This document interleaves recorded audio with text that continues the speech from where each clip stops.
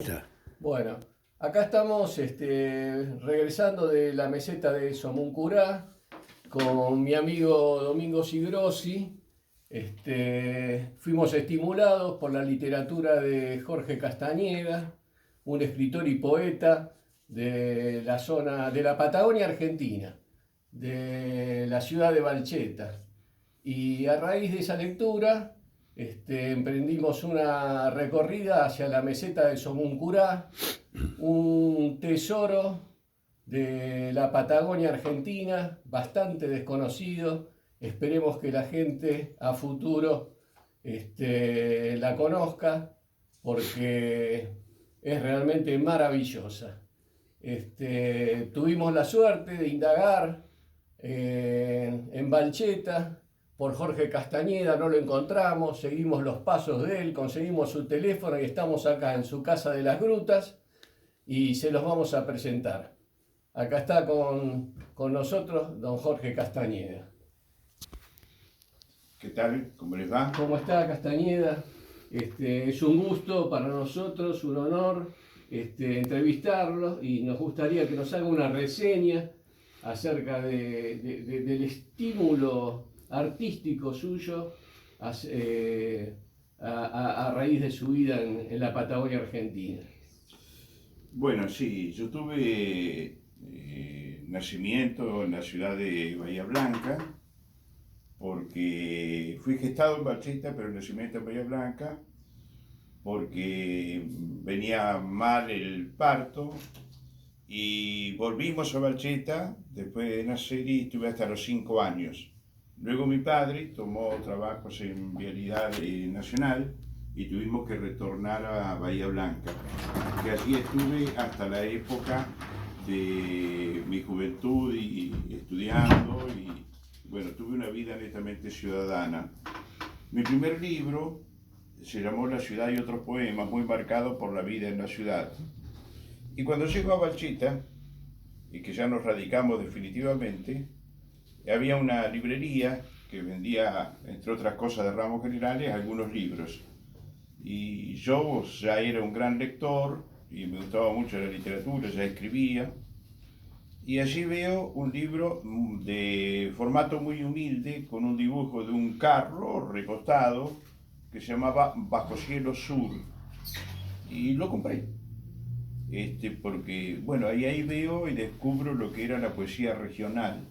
Era de un escritor que luego fuimos grandes amigos, falleció hace muy poco, tal vez el mayor escritor de la Patagonia, don Elías Chucair, de Ingeniero Jacobasi, con más de 35 libros publicados. Y bueno, toda esa paisaje, esos personajes, esas leyendas, me impactaron fuertemente.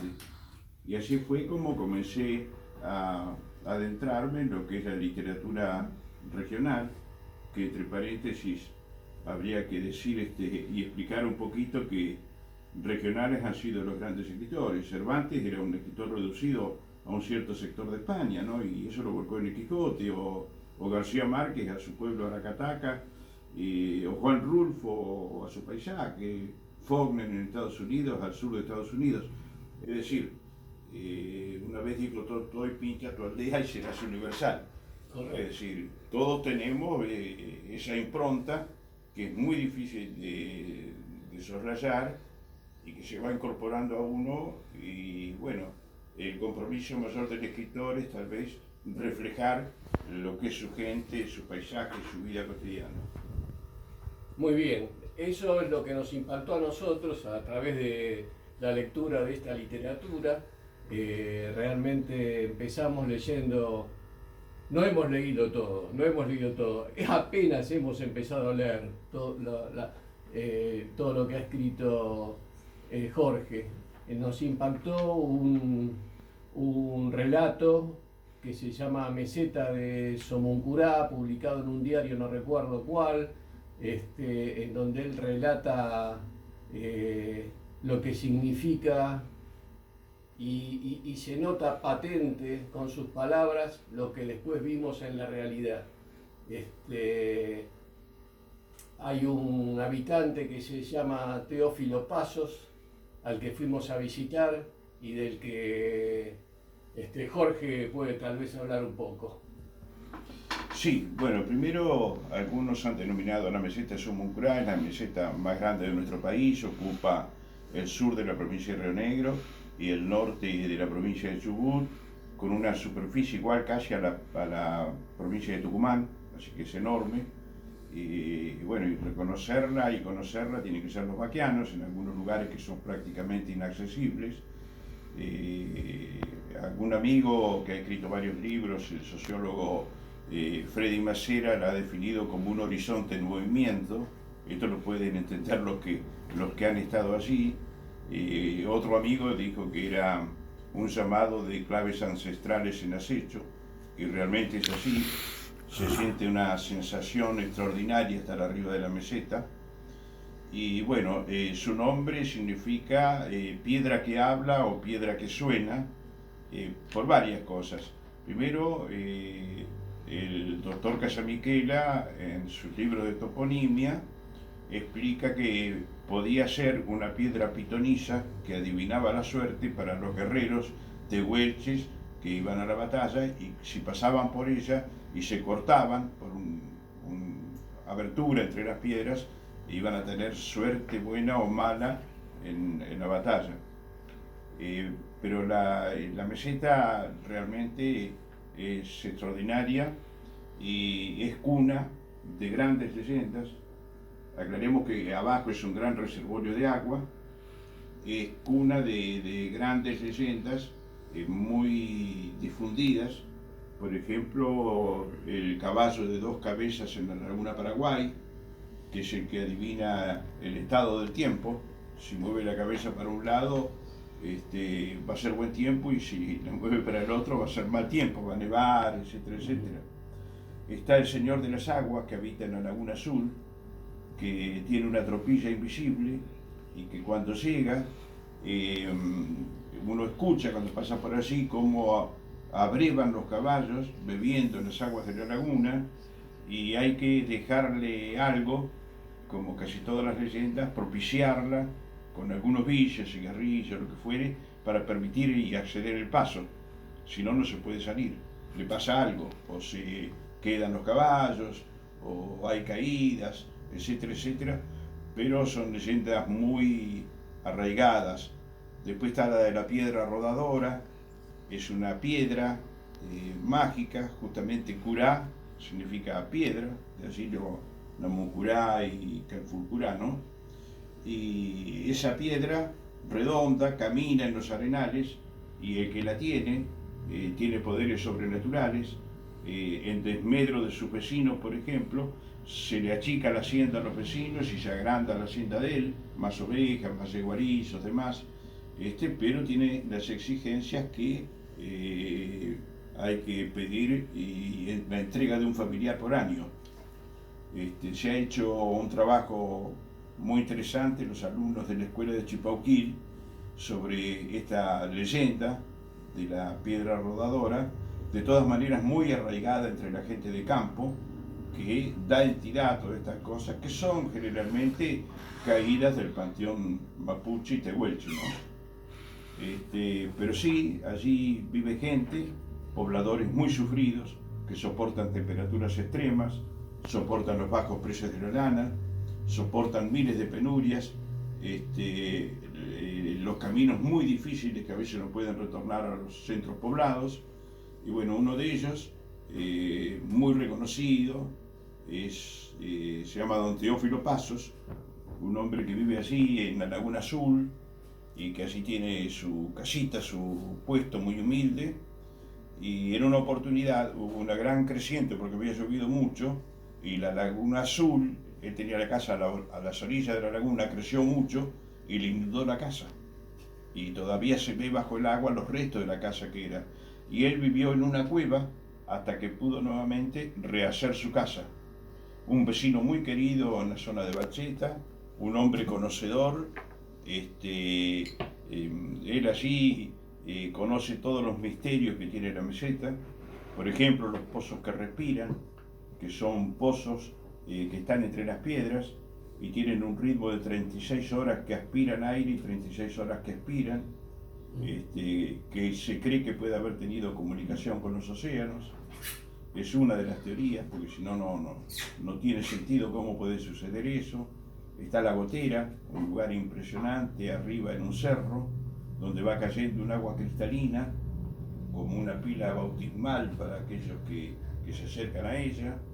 Está la Cueva de Purín, un antiguo poblador que vivió en la zona de meseta, y está excavada en un cerro también, y las paredes son de piedra, con una pequeña ventana.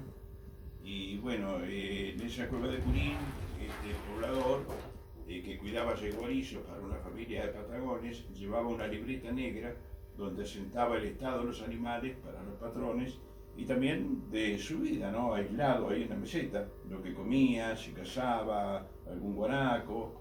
Y bueno, y allí en esa libreta cuenta que en una oportunidad, una tarde, llegó allí un hombre muy bien, con un caballo muy bien ensayado, y luego se enteró que era Juan Bautista Bairoleto, por ejemplo, y deja testimonio. Ahí se han encontrado botellas viejas, muy añejas, que están en el Museo de Bacheta. Se ha encontrado un revólver que está en el Museo de Bacheta también. Y bueno, la meseta hace honor entonces a todas estas leyendas, que es el timbre también de la cultura de toda nuestra zona. Bueno, nosotros lo que hemos notado que ha sido un lugar que en algún momento fue explotado, en algún momento, hace muchos años, ¿no? Que tal vez es nuestra impresión, no sé si me lo va a confirmar Jorge, que en este momento hay una soledad absoluta, pero muy pocos pobladores, una cantidad impresionante de guanacos, hemos visto mulitas, hemos visto pumas, hemos visto zorros, creo que son azules. Colorados. Zorros colorados. Sí. Uno gris que parecía medio azulado.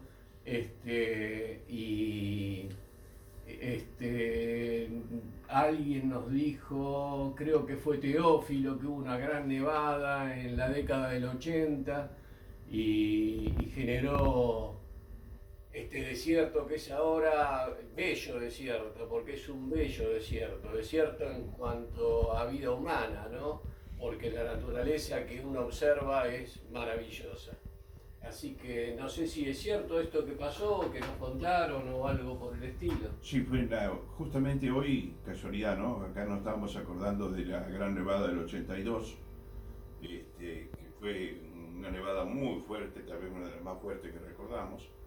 Y sí, la meseta tiene esas cosas, que fue variando. Por otra parte, la cría del ganado lanar, ya como se produjo la desmerinización en la provincia de Buenos Aires, que vinieron toda la zona patagónica, se va estirando cada vez más hacia el sur, y los productores se han volcado más por el ganado vacuno, porque se adapta más, resiste más, y es difícil que las plagas, el puma, por ejemplo, el puma con color, o los zorros, hagan daño a las majadas. Entonces se han volcado más para el ganado vacuno. Pero hoy día es un fenómeno también en casi toda la Patagonia, que en las zonas de chacras de todo el país, que los abuelos y los padres son los únicos que quedan, porque los muchachos buscan otros horizontes, se van de los parajes y después se van de los pueblos. Tienen una doble migración, se van a las grandes ciudades, claro, porque acceden al estudio universitario, etcétera, etcétera. El campo tiene poca rentabilidad, bueno, y así van quedando despoblados muchísimos campos.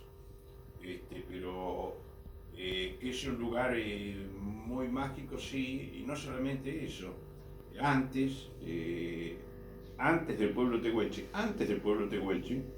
que yo les llamo pueblos preexistentes, es decir, antes, no originarios, sino preexistentes, había otros pueblos que trajinaban esta zona, y en la meseta se han descubierto restos de cenizas y de fogones que datan de 13.000 años.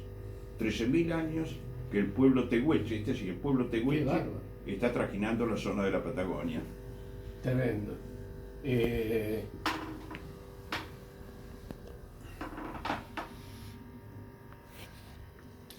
Eh, Acá estoy con mi amigo Domingo Sigrossi, que quería consultarle acerca de una leyenda, porque esta no es la primera vez que venimos, es la segunda vez que venimos.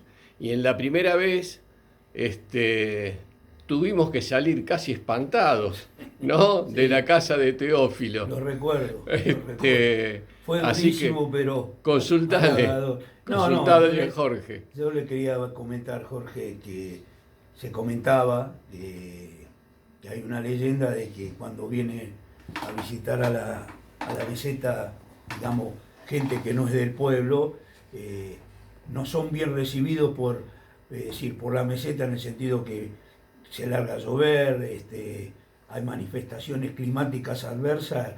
¿Qué nos puede decir respecto a eso? Porque nosotros lo hemos vivido en carne propia. En las tres oportunidades que fuimos, es decir, la primera que fuimos a visitar a Teófilo Sala en el mes de mayo, Teófilo Pasos, sí, Teófilo acordate, Pasos, sí, perdón, Teófilo Pasos.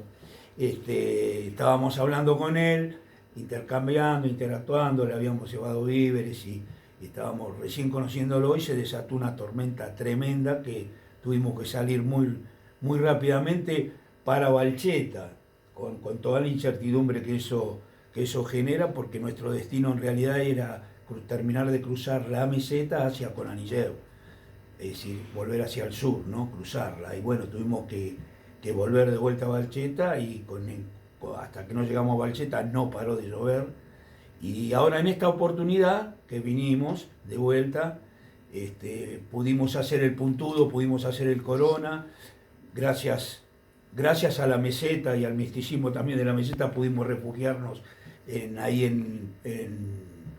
en la zona del puntudo, pero en las dos oportunidades que fuimos al puntudo y que fuimos al corona, hubo manifestación también de mal clima, de lluvia, tormenta, es más, casi nos volvemos de vuelta a Valcheta, pero como que nos dio un respiro, ese misticismo y esa fuerza de la meseta, como diciendo, bueno, les voy a dejar que visiten el puntudo y el corona. Es decir, a mí particularmente, es como que uno tiene un diálogo con la meseta. Es increíble el misticismo que se genera en uno. Hablamos con ella. ¿Qué puede decirnos al respecto de eso? Que yo sentí que sintió mi amigo. Sí, sí, lo que vos decís es muy cierto. Creo que en casi todas las culturas el respeto hacia la naturaleza, esto lo tenían muy en claro los pueblos primigenios de acá, a la naturaleza hay que respetarla. Y no tenerle temor, pero sí respeto al mar, por ejemplo, a los ríos. Todo tiene un nombre, un espíritu protector, y el Cerro Corona, para subirlo, hay que ir con buenas intenciones, no solamente a Corona, a otros lugares también. Y pareciera como que la naturaleza entiende la calidad de persona interior y bueno, cuando no la recibe porque ve algo que no son los intereses buenos y los resiste con accidentes climáticos, tormentas, vientos fuertes y que no se lo puede subir, ¿no? Claro, se ve que en este segundo viaje vio que las intenciones nuestras eran solo de conocer y valorizarla, porque esta vez nos permitió pasar 3 días en la meseta,